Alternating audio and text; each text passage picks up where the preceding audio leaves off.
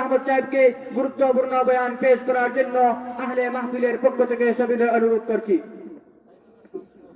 আসসালামু আলাইকুম ওয়া রাহমাতুল্লাহি ওয়া বারাকাতুহু।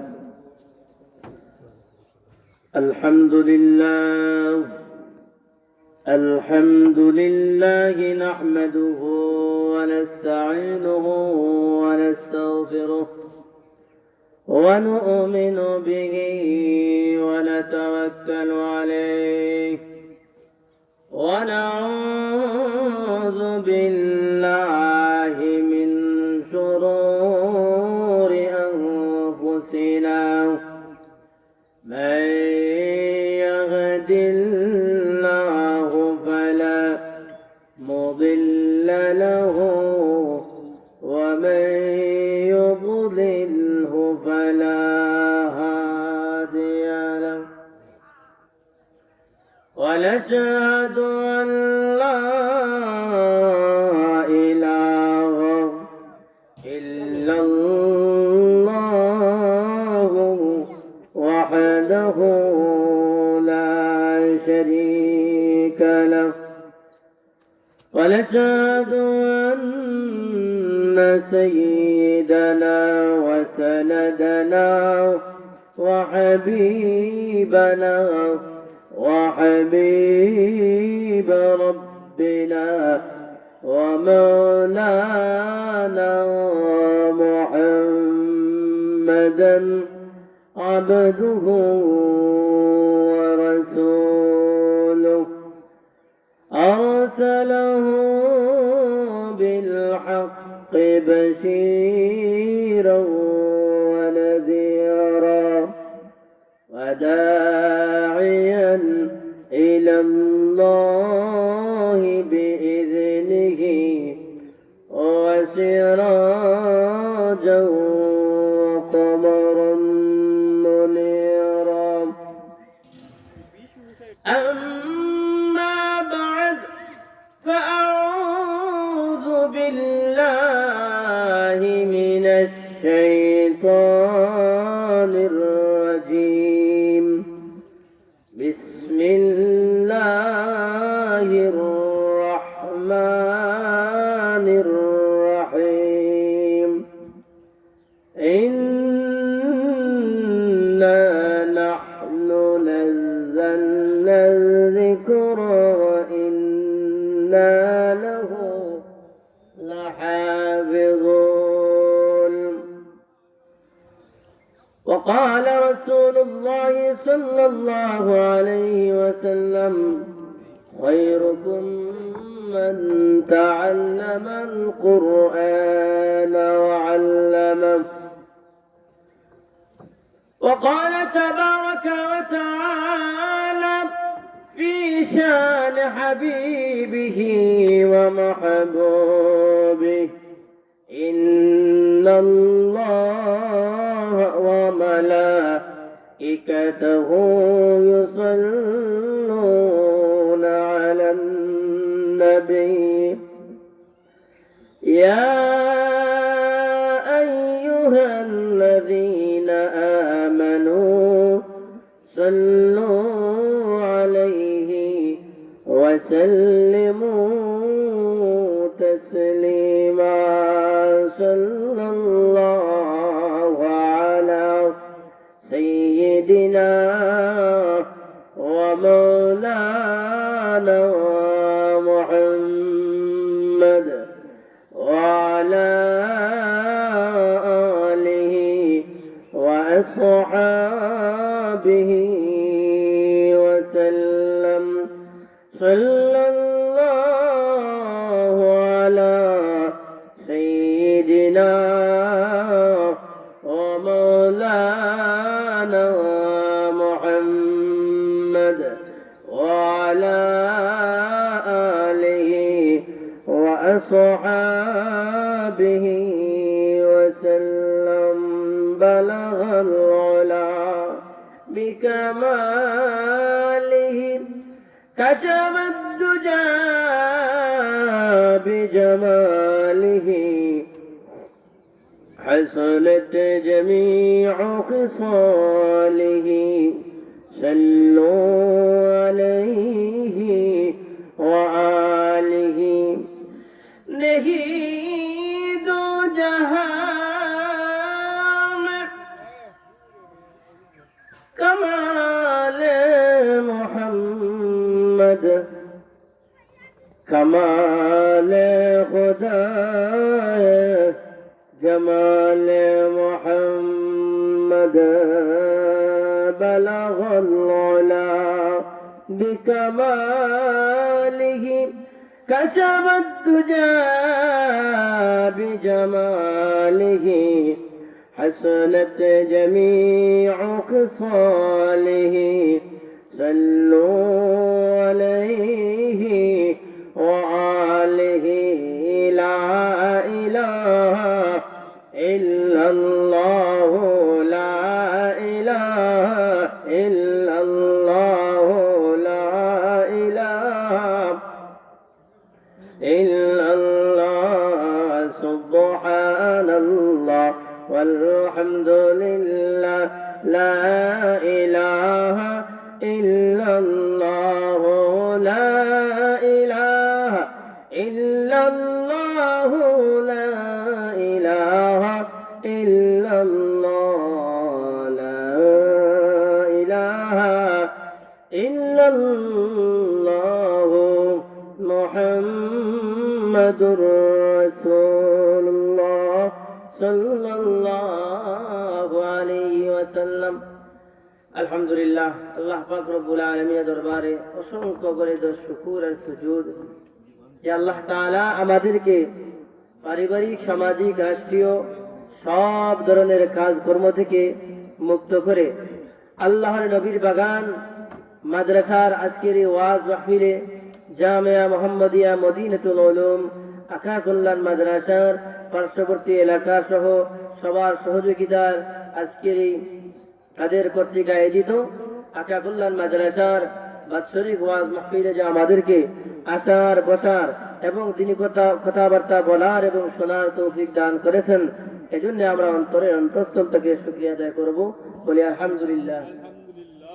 সম্মানিত হাজিরিন, আমি ভূমিকা টেনে লম্বা করবো না, খুতবাও বাড়তি করে দিয়েছি, কারণ যখন মাইকের সামনে আসি তখন মন চায় কিছু কথা বলি, লম্বা করে কিছু বোঝানোর চেষ্টা করি, কিছু খুতবা পড়ি লম্বা করে, কিছু জিকির করি, দরুদ ইস্তেগফার পড়ি। কিন্তু যেহেতু আজকের আমাদের আখা কল্যাণ মাদ্রাসার ওয়াজ, আখা কল্যাণ মাদ্রাসার ওয়াজ বলে একটা কথা আছে, কারণ এখানের ওয়াজ মানেই এলাকার সব নবীন প্রবীণ ওলামায়ে কেরামদের উপস্থিতি। এখানে আমি একজন নগণ্য কি বলবো আর সময় অতিবাহিত করে তাদের কষ্ট দিব, সময় নষ্ট করব, এটা আমার জন্য কাম্য নয়। এজন্য আমাকে আমি গর্ববোধ মনে করি, শুকরিয়া আদায় করি। আমি এলাকায় জন্মেছি এবং এই এলাকার মধ্যে একটি যিনি প্রতিষ্ঠান আছে, যে প্রতিষ্ঠানে প্রতি বছর শুধুমাত্র 1 বছর উপস্থিত ছিলাম না যখন বিদেশ ছিলাম, প্রতিটা বছর উপস্থিত হতে পারি, কোনো না কোনো একটা খেদমত করার সুযোগ পাই, এজন্য নিজেকে গর্ববোধ মনে করি। এবং একের পর এক দেখতেছি, আমার জন্মের পর থেকে দেখতেছি 2 জন 4 জন 5 জন করে দেখলাম উলামায়ে কেরামগণ। এখন যেই বাড়িতে তাকাই সেই বাড়িতে হাফিজ, সেই বাড়িতে আলিম, একটা গর্বের বিষয়, আমাদেরকে শুকরিয়া আদায় করার বিষয়। এগুলা দেখে নিজেকে, আমি আজকে যে ফেন্টালে বসলাম, অন্য বছরের তুলনায় আজকের ফেন্টাল অনেক লম্বা এবং বড়, মাইকের আওয়াজও ভালো এবং সম্মিলিতভাবে সব ওলামায়ে কেরামের উপস্থিতি, এমনকি ইমাম সাহেব, আমাদের পূর্ব জামে মসজিদের ইমাম ও খতিব সাহেব, আমার ভাই মাওলানা মাস্টার জাবির ভাই এখানে উপস্থিত আছেন, পশ্চিম মসজিদের ইমাম সাহেব তিনি উপস্থিত আছেন। এমত অবস্থায় এই পরিবেশটা দেখে নিজেকে অনেক ধন্য মনে করি এবং খুশি লাগতেছে এই অবস্থা দেখে। খুতবার মধ্যখানে হঠাৎ আমার মনের মধ্যে একটা খুশির ভাব এসেছে, হয়তো মনে চাচ্ছে আমি হাসবো কিন্তু কাঁটা চলে আসছে। এটা আসলে খুশির বিষয়। মাদ্রাসা এবং মসজিদের কোনো খেদমত করতে পারলে নিজেকে ধন্য মনে করি, আমরাও নিজেকে ধন্য মনে করি এবং শুকরিয়া আদায় করে আসুন আমরা মাহফিলের দিকে অগ্রসর হই। জাবির ভাই আমার পূর্বে বলেছেন এই মাহফিলের সব ফজিলত সম্পর্কে। আল্লাহ পাক রব্বুল আলামিন আর শাহজিবের মধ্যে বসে বসে ফেরেশতাদেরকে নিয়ে আলোচনা করেন আর বলেন, ও আমার ফেরেশতাগণ, দেখো তো জমিনের মধ্যে কোথায় মাহফিল হচ্ছে, কোথায় কোরআন হাদিসের আলোচনা হচ্ছে এবং আমার বান্দারা তারা কি আলোচনা করছে আর কি তারা বিশ্বাস করতেছে। সাহাবায়ে কেরামগণ, ফেরেশতাগণ আল্লাহ পাক রব্বুল আলামিনকে বলেন, পৃথিবীর জমিনে অমুক এলাকায় অমুক গ্রামের অমুক মাদ্রাসায় আলোচনা হচ্ছে, কোরআন ও হাদিসের আলোচনা। আল্লাহ রাব্বুল আলামিন বলেন, তাদেরকে বলো তো তারা কি কোরআন নাজিল হওয়া তারা দেখেছে? সাহাবায়ে কেরামগণ বলেন না। আল্লাহ রাব্বুল আলামিন বলেন, তাদেরকে জিজ্ঞাসা করো তো, রাসূল যখন হাদিসগুলো তিনি বর্ণনা করেন, তিনি যখন হাদিসের উপরে প্র্যাকটিক্যাল অবস্থায় হাদিসের উপরে আমল করেন এবং হাদিস বলেন, শিক্ষা দেন সাহাবাদেরকে, এই অবস্থা কি তারা দেখেছে? ফেরেশতাগণ বলেন না। আল্লাহ রাব্বুল আলামিন বলেন, তাদেরকে জিজ্ঞাসা করো তারা কি আমার জান্নাত দেখেছে? ফেরেশতাগণ বলেন না, তারা জান্নাত দেখে নাই। আল্লাহ রাব্বুল আলামিন বলেন, তাদেরকে জিজ্ঞাসা করো তারা কি আমার জাহান্নাম দেখেছে? ফেরেশতারা বলে না। পরিশেষে আমার আল্লাহ রাব্বুল আলামিন তিনি বলেন, তাদেরকে জিজ্ঞাসা করো, যেই রব্বুল আলামিন তাদেরকে আমি সৃষ্টি করেছি, আসমান জমিন সৃষ্টি করেছি, তারা কি এগুলা দেখেছে? ফেরেশতাগণ বলেন না, না, তারা তো এইগুলা দেখে নাই। আল্লাহ রাব্বুল আলামিন বলেন, হ্যাঁ ফেরেশতাগণ, তোমরা সাক্ষী দেখো, যারা আমাকে দেখেন, আমার নবীকে না দেখে, আমার কোরআন নাজিল হওয়া না দেখে, আমার নবীকে সরাসরি না দেখে, হাদিস কোথা থেকে আসলো সেটা সরাসরি তারা না দেখে, জান্নাত এবং জাহান্নাম না দেখে, যারা এইগুলো আলোচনা করতেছেন এবং এইগুলোর উপরে আমল করে বলে তারা ওয়াদাবদ্ধ হইতেছে, তারা আমল করতেছে, যারা এগুলো আলোচনা করে, ও ফেরেশতাগণ তোমরা সাক্ষী দেখো, আমি আল্লাহ রাব্বুল আলামিন হাদিসে কুদসির মধ্যে বলেন, আমি আল্লাহ রাব্বুল আলামিন বলছি, কুনু মাগফুরান লাকুম। ওই সমস্ত মাহফিলে যারা জিকরুল্লাহর মাহফিলে যারা উপস্থিত হয়, জিকির করে, আলোচনা করে, আমল করে, আমি তাদেরকে ঘোষণা দিলাম, শুনে রাখো, কুনু মাগফুরান লাকুম, আমি আল্লাহ তাদেরকে মাফ করে দিলাম। তাহলে এই মাহফিলের ফজিলত আছে কিনা? অবশ্যই আছে। আমরা এই মাহফিলের ফজিলত সবাই জানি, কিন্তু আমলে নিতে পারি না। আচ্ছা, আলোচনার একটা বিষয় আমি আপনারা সামনে হইতাম চাইলাম।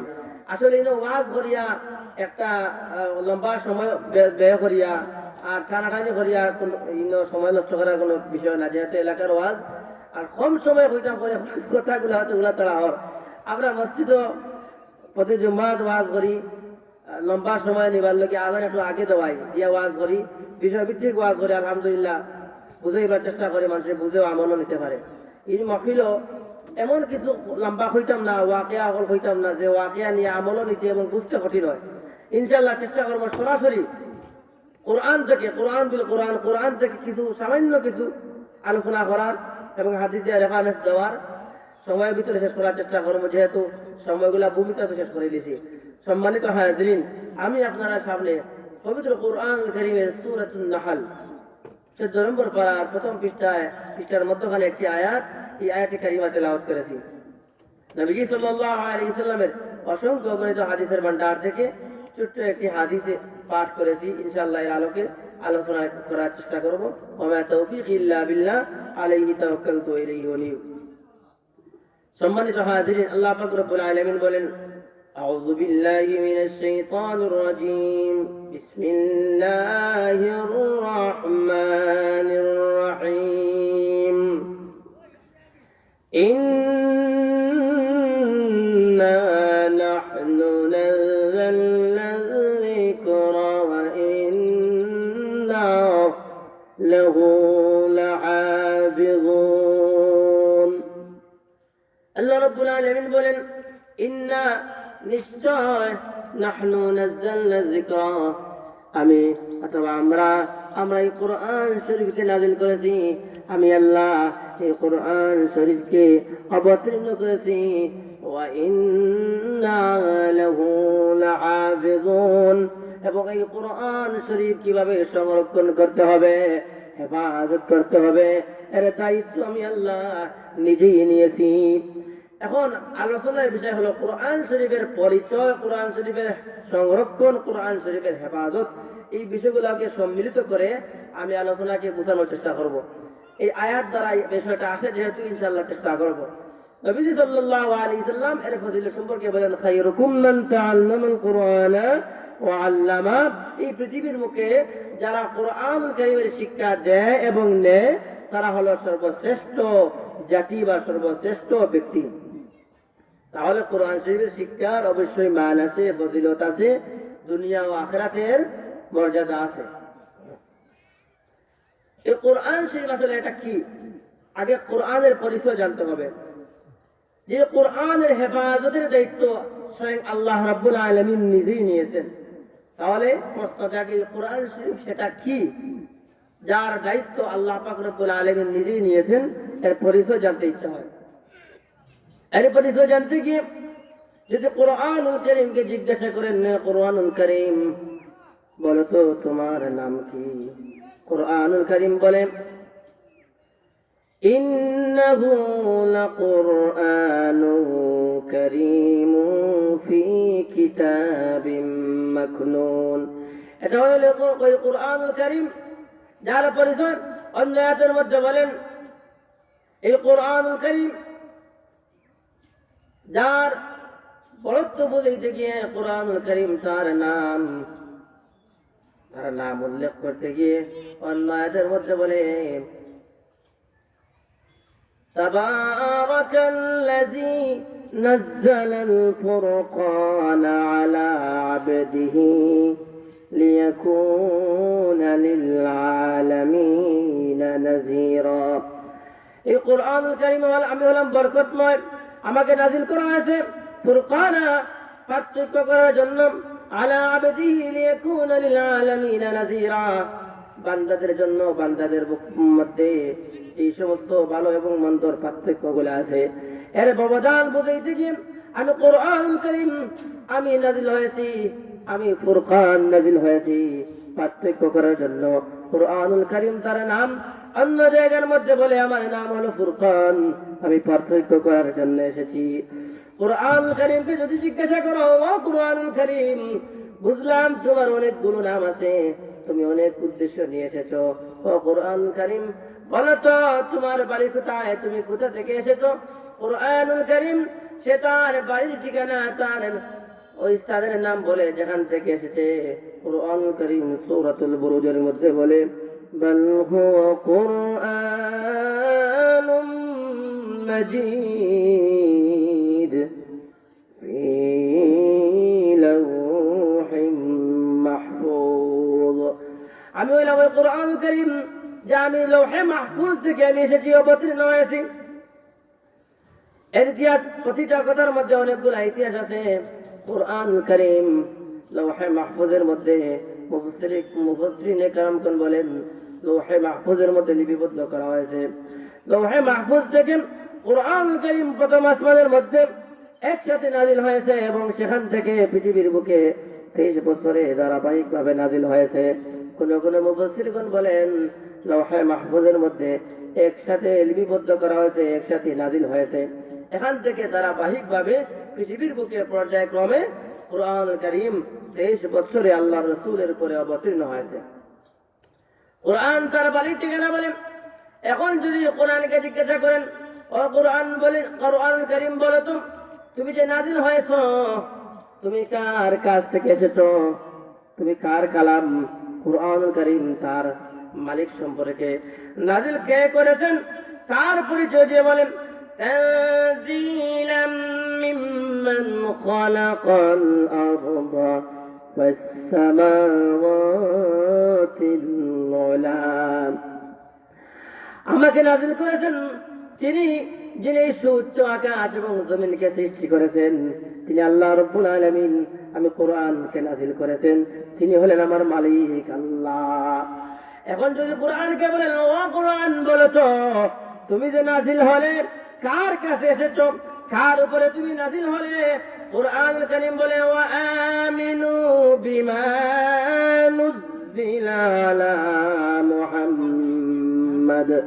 কোরআনুল কারীম বলে আমি নাজিল হয়েছি মুহাম্মাদুর রাসূলুল্লাহ সাল্লাল্লাহু আলাইহি ওয়াসাল্লামের উপরে। আমি মাথানো কথা কই দিলাম, সেইরাম সব ধারাবাহিক করবাতে হইতাম। আমরা জানি আল্লাহ রাসূলের উপরে নাজিল হয়েছে, আল্লাহর কাছ থেকে আইছে। এটা 30 পারা কোরআন শরীফ, এতগুলা আয়াত, এতগুলা রুকু, ও মাসে নাজিল হয়েছে, ও রাত নাজিল হয়েছে, এটা জানি। কিন্তু জানলাম কিনা, ও জানাটাও কোরআনের মধ্যে আছে। ও কোরআন শরীফের মধ্যে যে এর দলিল আছে, কোরআন শরীফের মধ্যে সরাসরি এর প্রমাণ আছে, ওটা বুঝাই বললো কি জানা বিষয়ে আমি দলিল দিলাম কোরআন শরীফ থেকে ভাবলাম। এখন যদি আমরা জিজ্ঞাসা করি, ও কুরআনুল কারীম, বুঝলাম তুমি আল্লাহর রাসূলের উপরে নাযিল হয়েছো কুরআনুল কারীম, এখন বলো তো তুমি কোন দিন অর্থাৎ কোন মাসে তুমি নাযিল হয়েছো? যে মাসে তুমি নাযিল হয়েছো অবশ্যই একটা মাস ছিল, এই মাসের নাম কি? কুরআনুল কারীমকে যদি জিজ্ঞাসা করেন, কুরআনুল কারীম বলে শাহরু রমাদানাল্লাযী উনজিলা ফীহিল কুরআন। আমি কুরআনুল কারীম নাযিল হওয়ার যে মাস ছিল সেই মাস হলো শাহরু রমাদান। রমাদান মাসে আমি নাযিল হয়েছি। রমজান মাসে কোরআন শরীফ নাযিল হয়েছে, এই জন্য রমজান মাসের মর্যাদা বেড়ে গেছে। রমজান মাসে কুরআনুল কারীম যে রাত্রিতে নাযিল হয়েছে, এখন যদি কোরআনকে জিজ্ঞাসা করো, ও কোরআন বলো তো রমজান মাসে তুমি কোন দিন নাকি রাত, কোন দিনে নাযিল হয়েছো নাকি রাতে নাযিল হয়েছো, সেই সময়টা আমাকে বলো। কুরআনুল কারীম বলে ইন্না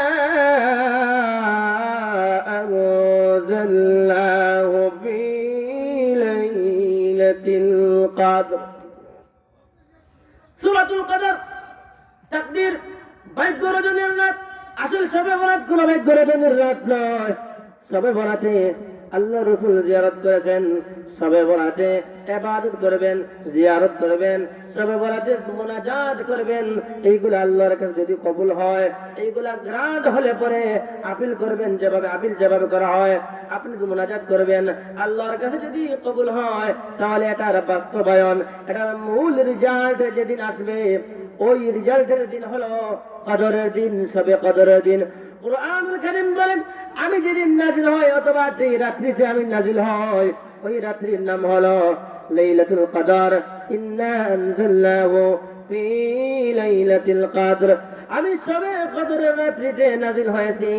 এখন যদি কোরআনকে বলেন, ও কোরআন বলো তো তুমি শবে কদরের রাত্রিতে যদি নাযিল হয়েছে বুঝলাম, এখন বলো তো তুমি যে নাযিল হলে ওই নাযিল হওয়ার কারণে আমরা কি করব?